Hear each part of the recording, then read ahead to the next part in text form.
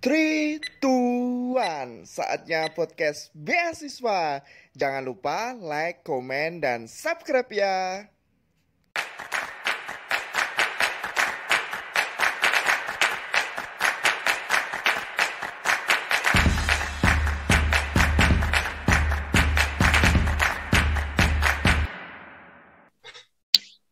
Assalamualaikum warahmatullahi wabarakatuh. Halo sobat semuanya, kembali lagi di YouTube channel saya Adi Kafi. Saatnya podcast beasiswa. Nah, kali ini saya bersama dengan teman saya dulu di UNDIP, namanya Nuwar Rohman Andri Sasongko dari jurusan kimia dulu di FSM UNDIP.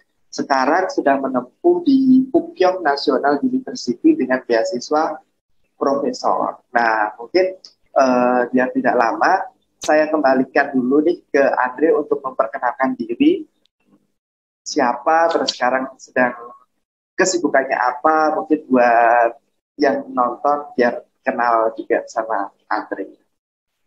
Bisa kenalan, Andre? Oke, siap. Terima kasih, Mas Kavido.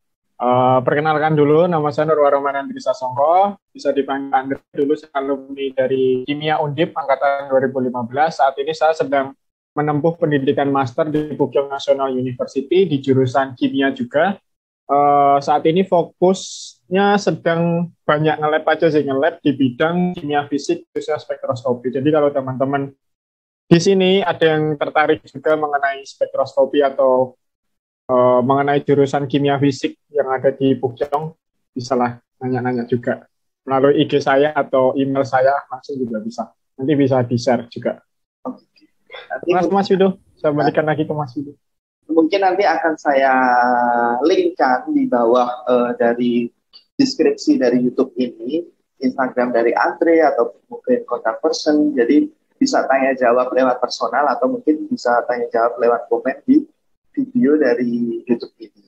Nah, mungkin bertanya-tanya ya, juga mungkin ada juga yang sudah tahu. Sebenarnya tuh beasiswa profesor itu sistemnya seperti apa, terus alurnya seperti apa, sampai Andre itu bisa mendapatkan beasiswa tersebut. Gitu.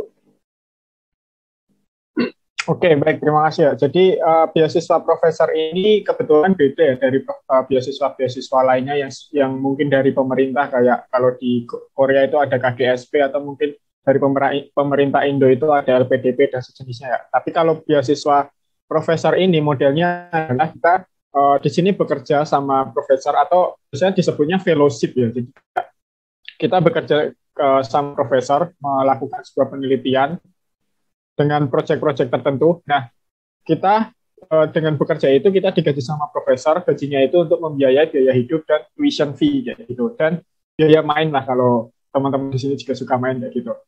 Nah, untuk prosesnya sebenarnya biasanya tuh orang-orang yang mau lewat jalur profesor itu kalau semisal ada open position, biasanya tuh banyak tuh teman-teman atau alumni-alumni dari universitas di sini yang sedang menempuh di sini juga, itu biasanya kalau di lab mereka ada open position, biasanya sering di-share ke mahasiswa di Indo, dan mahasiswa Indo itu tinggal email ke kontak personnya atau ke profesornya langsung.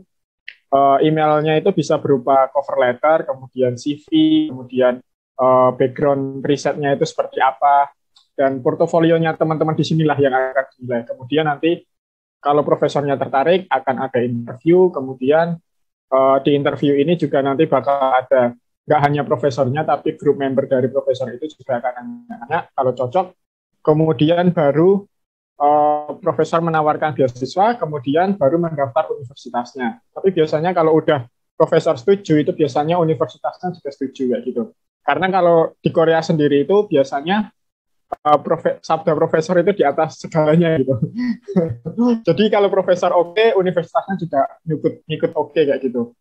Jalurnya kayak gitu sih. Atau teman-teman kalau semisal nggak ada lowongan atau open position di-share dari alumni yang ada di Korea atau teman-teman yang ada di Korea, teman-teman juga bisa kepoin di website universitas. Biasanya itu ada website dari profesor ya gitu kan, website grup profesor itu. Nah, di sana bisa tuh langsung dicari apakah ada open position. Kemudian kalau ada open position bisa masuk email ke profesornya apakah menerima mahasiswa master atau PhD atau mungkin master PhD atau postdoc kayak gitu. Jadi alurnya kayak gitu sih. Nah, jadi ya teman-teman, kalau saya menangkap dari Mas Andre ini sebenarnya beasiswa profesor itu lebih kita yang agresif, gitu ya. Jadi kan kalau beasiswa lain mungkin kan tadi disebutin bahwa kalau di dalam negeri ada LPDP, terus di luar negeri misal Korea itu ada KISP ya atau apa itu. Nah, sebenarnya itu peluang bukan hanya di situ gitu ya. Cuma kelemahan dari mahasiswa biasanya nunggu yang sudah ada gitu kan.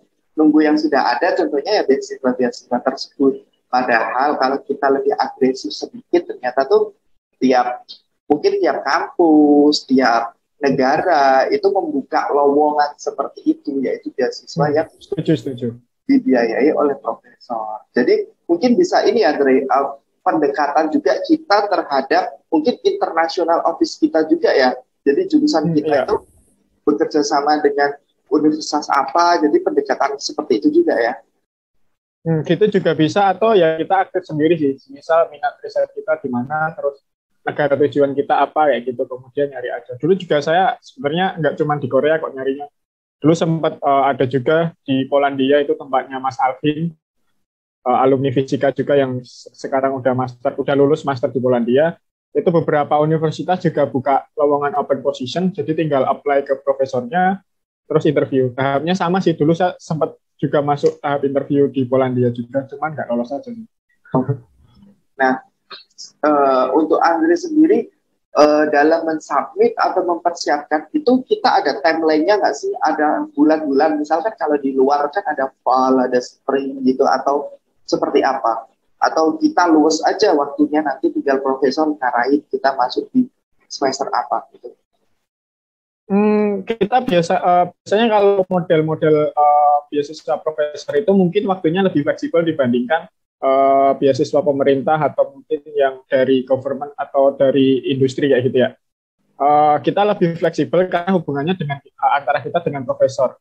Cuman di sini kita juga harus menggarisbawahi kira-kira itu semester fall atau spring itu tanggal berapa gitu. Jadi nggak boleh mepet juga, karena kalau mepet biasanya prof juga nggak mau nerima gitu kan, karena admission-nya udah kelar ya gitu kan. Biasanya itu kalau untuk masuk fall, masuk bulan September besok ini, tahun 2022 ini biasanya itu kisaran, sekarang ini udah mulai nih banyak profesor lagi nyari mahasiswa-mahasiswa yang mau daftar di labnya kayak gitu, atau mungkin di universitasnya kayak gitu. Kalau periode spring itu biasanya kisaran bulan pendaftarannya ya, itu kisaran bulan November, Desember juga sih, September November lah, itu udah mulai profesor itu menseleksi kira-kira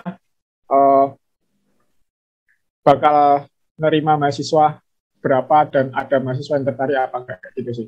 Jadi kita ngepasin jadwal itunya sih, jangan mepet banget gitu. Walaupun fleksibel ya kalau sama profesor ya, nggak ada deadline pasti kayak beasiswa yang lainnya. Nah, apakah beasiswa seperti ini tuh tiap tahun ada, Dri? Apa menyesuaikan kebutuhan dari lab itu sendiri? Gimana ya jawabnya, kalau tiap tahun ada, harusnya ada sih. Cuman ya itu tadi tetap ngepasin fundingnya profesor itu mencukupi apa enggak, terus profesor itu membutuhkan mahasiswa apa enggak, kan tergantung kebutuhan lab juga. Nah, jadi kalau semisal teman-teman di sini mau nyari beasiswa profesor kayak gitu ya, nyarinya nggak hanya 1-2 profesor gitu, ngemail banyak profesor kayak gitu. Mungkin 13 lebih, nanti yang jawab paling 3 atau 2 atau 5 kayak gitu. Terus baru tertarik apa enggak kayak gitu sih. Jadi nggak bisa cuma satu aja ngemail terus dijawab terus semulus itu, nggak mungkin semulus itulah. Nah, jadi dicatat ya buat teman-teman bahwa ibarat kata Andre nih keterima di Pukyong. Itu tuh mungkin 1 dari 15 email yang pernah dia submit atau pernah dia negokan lah ke profesor seperti itu, atau mungkin 1 dari 10 wawancara yang pernah dia lewati gitu. Cuma memang sebenarnya itu hal-hal ini tuh kalau di dalam negeri mungkin kayak itu ya, PMDSU kan juga pendekatan antar mahasiswa itu sendiri sama profesor itu gitu loh. Kalau memang sudah cocok ya Kemendestek akan mengikuti dan universitas juga akan mengikuti gitu. Nah ini kan dan ini kelasnya itu internasional gitu. Jadi tiap negara ada. Jadi kita kepo terhadap web university itu, terus kepo terhadap eh, apa ya, jurusan yang mau kita incer sih. Untuk sementara ini sih kalau saya dengar sih yang memang baru booming ya, maksudnya bukan booming ya, banyak orang Indonesia yang banyak belajar di sana itu Korea sama Taiwan sih ya. Taiwan juga profesor baru banyak banget membutuhkan mahasiswa-mahasiswa Indonesia. Oke. Berbicara masalah apa ya, kuliahnya gitu. Maksudnya apakah baik riset, terus apakah kita menjalani berapa semester, terus nanti seperti apa gitu, dari mungkin bisa diceritain.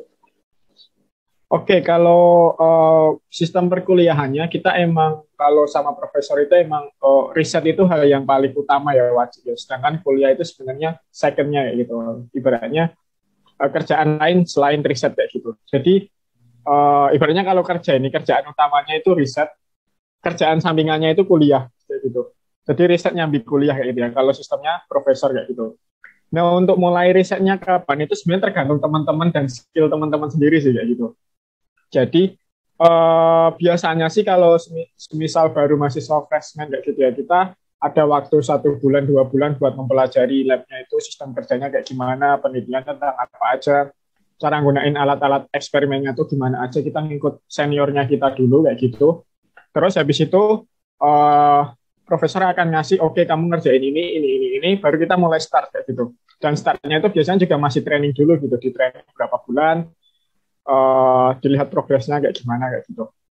Nah, cuman kalau teman-teman di sini skillnya udah mumpuni, mungkin 2 minggu, 3 minggu, 4 minggu pertama itu teman-teman bisa langsung nge-lab itu juga bisa gitu. Kalau emang benar-benar mumpuni ya gitu kan. Itu tergantung skill teman-teman kayak gitu. Nah, cuman di sini juga harus diperhatikan kayak gitu. Ketika teman-teman itu udah mendapatkan beasiswa profesor, itu pasti ekspektasi dari profesor itu juga tinggi gitu. Jadi jangan langsung tiba-tiba kamu udah ngasih all in atau 100% di awal kayak gitu kan. Terus apalagi bagus ya gitu kan. Kemudian ekspektasi profesor sangat tinggi, terus di bulan-bulan berikutnya atau minggu-minggu berikutnya itu langsung down gitu. Langsung performanya turun kayak gitu. Turun terus nggak naik-naik. Nah, itu akan sangat menjadi hal yang bahaya kayak gitu. Karena nanti profesor bakal bisa jadi marah, kenapa kok progresmu kayak gini, bisa jadi juga di stop juga beasiswanya atau mungkin bisa dipulangkan itu kalau guru-gurunya kayak gitu. Lebih kayak gitu sih itu. Jadi kalau beasiswa pemerintah atau LPDP gitu kan, atau mungkin government yang lain itu kan kita nggak bergantung sama profesor ya. Kita udah dapat beasiswa dari pemerintah, udah ada tangan kontrak, aman gitulah. Tapi kalau sama profesor itu biasanya kayak semua itu ya ada di tangan profesor gitu. Kalau kinerjanya bagus, ya mungkin gaji bisa naik, atau mungkin ada reward-reward yang lainnya, tapi kalau kerjamu buruk ya kamu bakal dipush dan dipush terus kayak gitu. Dan ancaman-ancaman itu juga banyak kayak gitu sih, lebih ke situ sih. Terus kalau untuk mulai riset itu tadi, tergantung skill kita masing-masing sih. Kayak gitu. Jadi memang sih ya, saya juga ada teman yang akhirnya juga kayaknya dia dipulangkan atau mengundurkan diri ya. Mungkin karena dia nggak siap secara yang diceritain Andre itu kan. Secara mental, secara tidak bisa mengikuti profesor gitu kan. Cuma aku rasa sih ketika saya menjalani sekarang ini ya, contohnya ketika saya sekarang ini buat YouTube ini, sebenarnya kondisi di mana saya titik terendah gitu loh. Titik terendah kuliah, akhirnya saya tuh mencari healing gitu loh. Mencari healing dengan cara yang positif gitu kan, dengan cara seperti itu. Jadi aku rasa hampir semua itu tekanan tuh ada lah gitu lah, masih kayak beasiswa profesor, mungkin nanti beasiswa kementerian, apa pasti tekanan tuh ada, cuma kan ada lah ya. Kan beda-beda gitu, yang namanya untuk mencapai suatu hal yang dimana kita ingin capai itu kan yang tidak mudah gitu. Jadi buat kalian sendiri. Jadi buat kalian yang memang mau terjun ya udah terjun maksimal gitu kan. Jangan setengah-setengah, dan ketika memang down ya nikmatilah down itu buat hal-hal yang positif, terus mungkin lebih banyak sharing ke teman gitu kan. Setuju sih. Ya, makanya kan dengan cara seperti ini sebenarnya ya teman-teman, saya tuh mencari semangat-semangat lain dari teman-temanku yang saya tuh nggak down seperti itu. Nah, tadi saya mau tanya ini. Oh ya, yang perlu disiapin gitu, maksudnya kan kalau LPDP kan TOEFL segini, kamu harus punya ini. Nah, profesor ini sendiri gimana? Apakah nanti terus kan bisa aja nih TOEFL 500 tapi bahasa Inggrisnya nggak baik sampai Korea mungkin kaget profesornya. Apakah itu bisa kita sesuaiin dengan teman-teman kita atau seperti apa? Kalau cerita dari teman-teman Taiwan itu lebih bisa gitu. Oke, kamu TOEFL-mu nggak bagus, sampai sana juga masih gagap-gagapan, tapi kamu kelasnya itu juga 50-50 gitu. Jadi teman-teman sesama Indonesia bisa saling bantu. Ada yang seperti itu gitu kan. Nah, mungkin dari Andre sendiri pengalamannya seperti apa? Di sini bahasa tuh emang kayak dimanapun sih, bahasa itu emang big problem ya buat mahasiswa kalau misal mau keluar gitu ya. Saya sendiri kalau pengalaman di Korea itu sebenarnya kalau kayak negara-negara Korea, Taiwan atau mungkin negara yang bukan native itu kita pede-pede aja dengan bahasa Inggris kita yang mungkin Jawa Medo atau mungkin yang masih gelagapan gitu ya. Karena orang Korea pun juga bahasa Inggrisnya belum terlalu paham gitu. Cuman di sini aku lebih yang lebih harus diutamakan adalah komunikasi, menguasai kalian sih, menguasai komunikasi ke profesor. Jadi semisal kita diajak ngobrol sama profesor itu, walaupun bahasa Inggrisnya nggak bagus juga, itu seenggaknya nyambung gitu. Kita bisa nangkep profesor maksudnya apa, kemudian kita juga bisa memberikan feedback yang bagus juga kayak gitu. Jadi bahasa Inggrisnya itu ya yang dimana berkaitan dengan risetnya itu juga gitu. Jadi walaupun bahasa Inggrisnya nggak terlalu bagus, tapi Anda memahami beberapa kosakata yang ada di riset itu atau yang ada di kerjaan itu juga nggak jadi masalah gitu. Nah, kalau untuk syarat TOEFL-nya berapa, IELTS-nya berapa, itu biasanya kita profesor itu nggak ada patokannya sih. Biasanya menyesuaikan universitas juga sih. Universitas itu mintanya berapa kayak gitu kan. Ada yang mintanya cuma 5,5 kalau di Korea kayak gitu kan. Ada juga yang di bawah itu juga keterima, itu juga bisa jadi juga. Karena yang saya bilang tadi kan, saya udah profesor di atas segalanya gitu. Walaupun TOEFL itu dikit, tapi profesornya udah ACC gitu ya, bisa masuk juga gitu di universitas itu. Tapi tergantung universitasnya juga, Ting. Kalau yang udah universitas tinggi-tinggi gitu juga kadang IELTS-nya atau TOEFL-nya juga tinggi sih, ikut universitasnya kayak gitu. Lebih kayak gitu sih. Dan ketika di sini perkuliahan pun juga mix gitu, nggak semuanya bahasa Inggris gitu, ada yang pakai bahasa Korea kayak gitu kan. Ya kita ngikutin aja gitu. Cuman yang utama itu tadi risetnya. Kalau sama profesor pembimbing kita ya tetap bahasa Inggris terus lah. Intinya itu tadi sih, bisa nyambung sama profesornya sih, bahasa Inggris kayak gimana pun.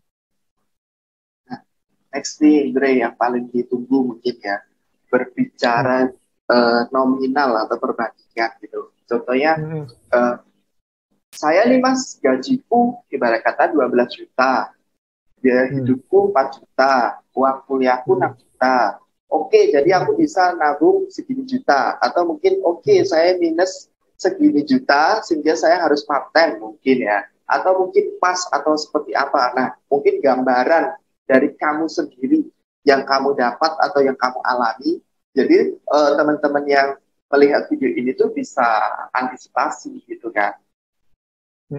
Itu sendiri gimana? Oke, kalau untuk beasiswa nominalnya sendiri itu insya Allah cukup besar ya. Cuman emang di awal-awal itu agak berat karena kita semuanya harus sendiri dulu, kayak ngurus visa sendiri, ngurus tiket pesawat sendiri dulu kayak gitu. Dan sebenarnya emang itu nggak masuk cover dari beasiswa profnya gitu sih. Cuman gaji kita selama 2 tahun kalau untuk program master ya itu lebih dari cukup gitu untuk mengcover tiket pulang pergi, visa kayak gitu, lebih dari cukup. Kalau untuk besaran sendiri itu kisaran master itu kisaran 1 juta won, itu kisaran 13 jutaan.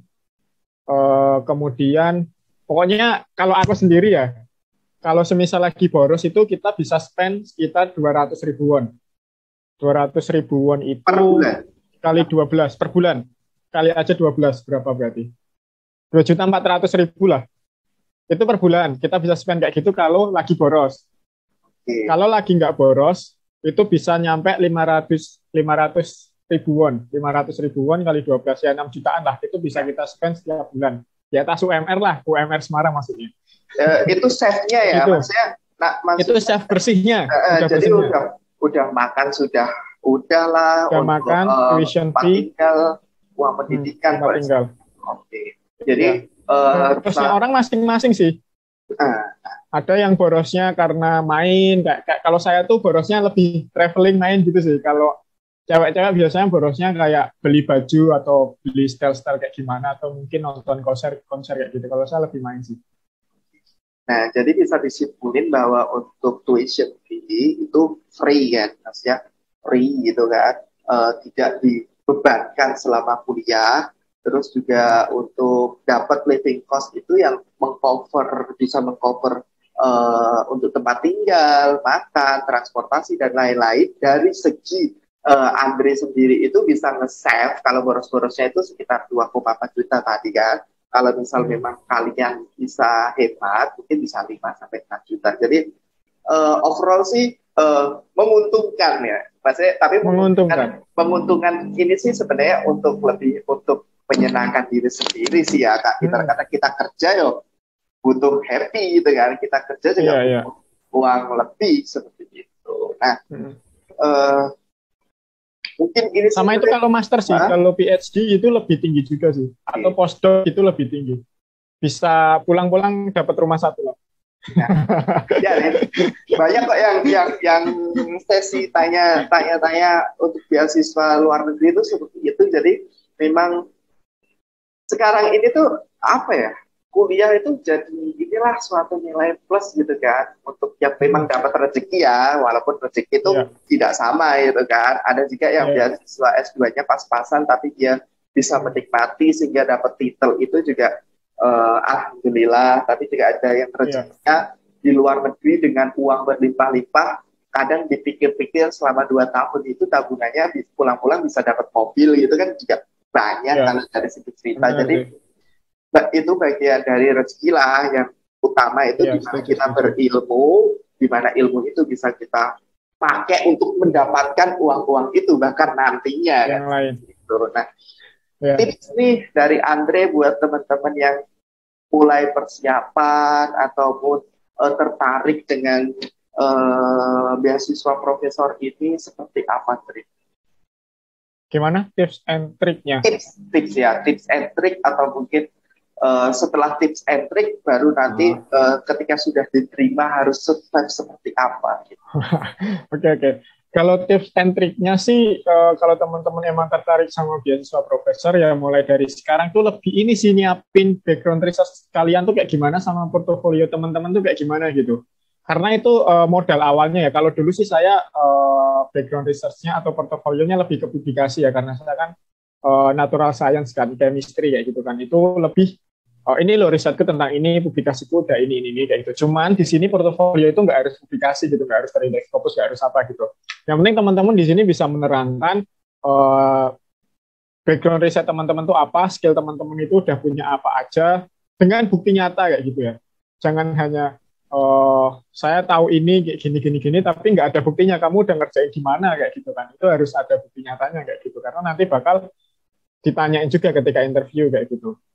Lebih ke situ sih. Terus kalau semisal mau nyari beasiswa profesor, email kayak yang udah saya tadi paparkan ya, kayak email itu nggak boleh 1-2 orang gitu, bukan nggak boleh ya, jangan 1-2-3 orang aja, lebih dari 13-15 lah itu aman sih kayak gitu, dan nyebar aja. Dan sama ini sih pastikan sama sesuai dengan background risetnya teman-teman kayak gitu.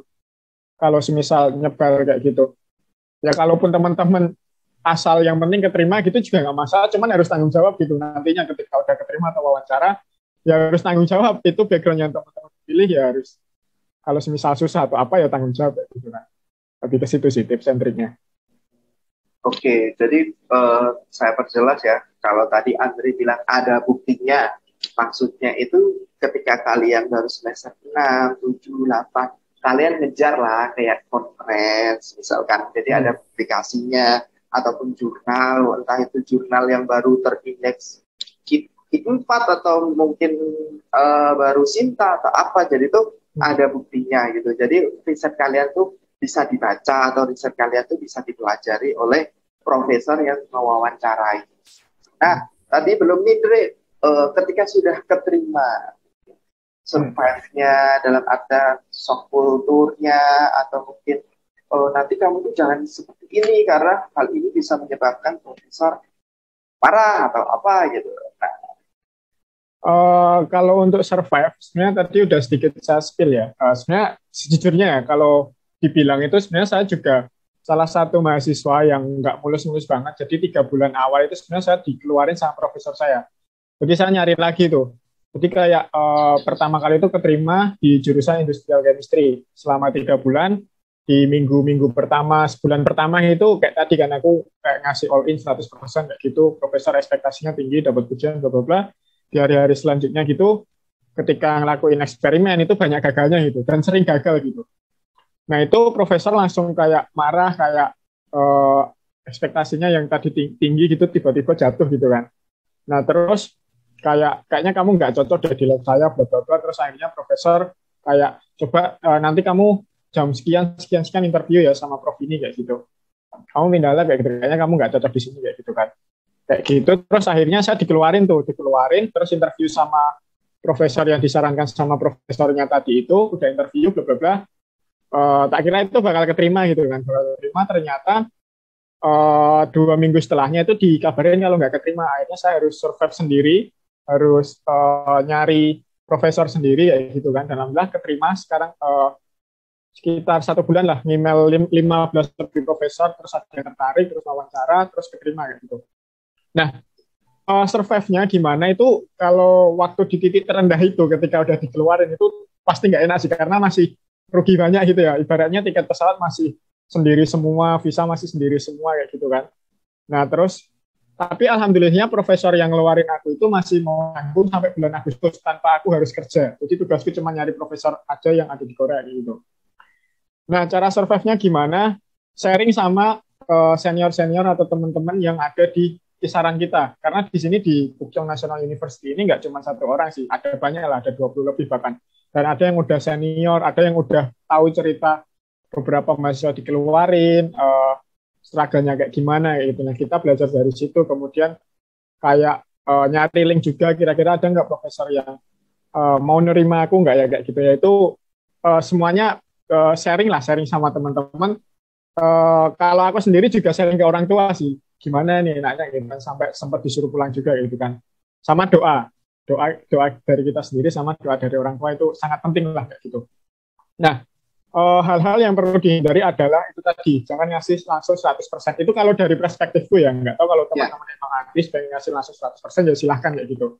Kalau dari perspektifku, ketika kejadian dikeluarin itu, jangan ngasih langsung 100% di awal. Jadi kayak bertahap, proses, dikit, tapi progresif gitu. Kalau emang mau ngasih 100%, ketika teman-teman group meeting kan pasti ada weekly group meeting ya. Setiap minggu itu kayak ada group meeting itu.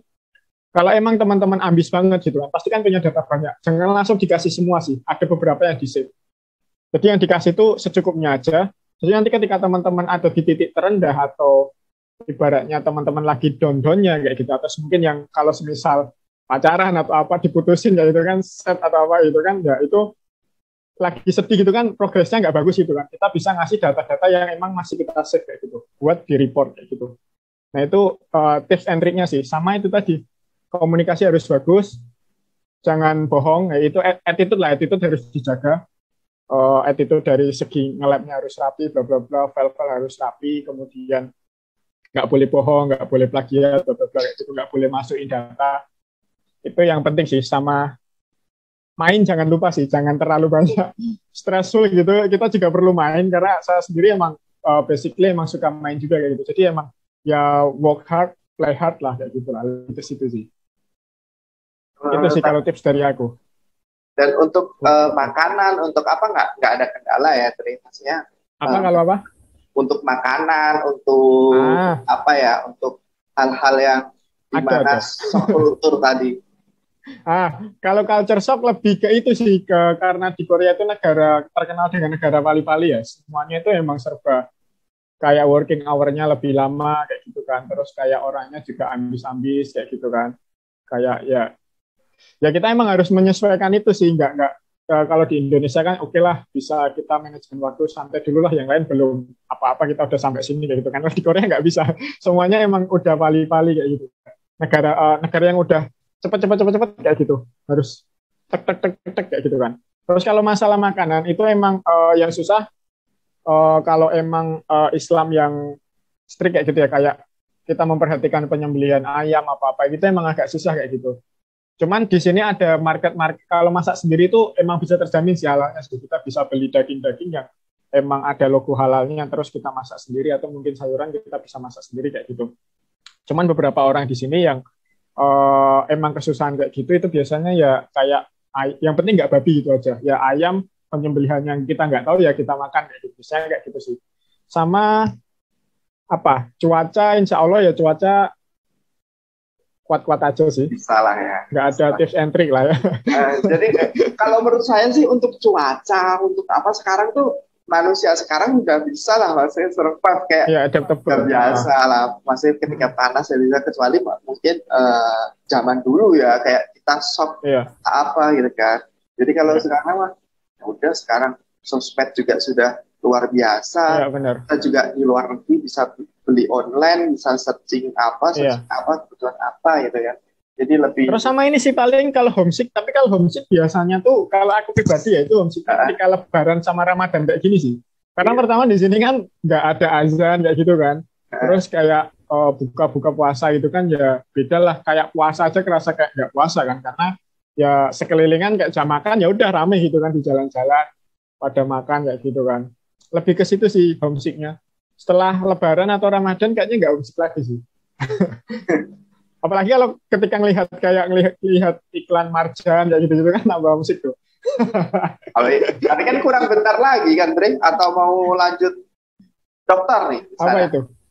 Pastinya kan studinya kan juga kurang bentar atau apa. Oh iya. Nah, soalnya tuh banyak juga tuh yang S2 akhirnya pada ngambil S3 karena memang sekalian lah nanggung gitu. Iya sih, itu yang masih jadi kegalauanku saat ini sih. Lanjut apa enggak? Sebenarnya kalau lanjut emang peluang ya di sini ya, tinggal bilang profesor aja lanjut kayak gitu. Ntar paling nego gajinya dinaikin dikit lah, prof berapa kayak gitu. Atau mungkin pulang dulu ke Indonesia nyari dosen baru nyari univ lain gitu juga bisa sih. Lulus kalau bicara masalah lulus ya bentar lagi insya Allah lulus. Doakan aja ya. November Desember insya Allah sidang lah gitu. Cuman lanjut enggaknya masih belum tahu sih. Yang terbaik lah. Yang terbaik aja. Nah, oke.